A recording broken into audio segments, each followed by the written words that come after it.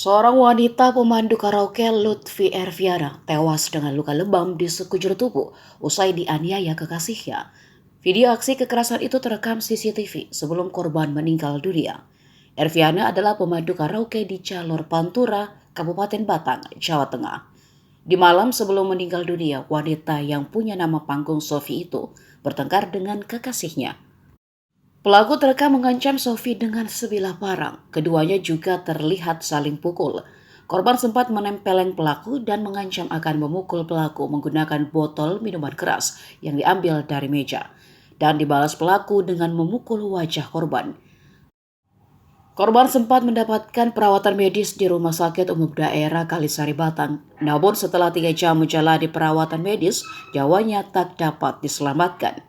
Petugas kepolisian yang mendapat informasi kematian pemandu karaoke tersebut langsung mendatangi lokasi kejadian dan melakukan penyelidikan.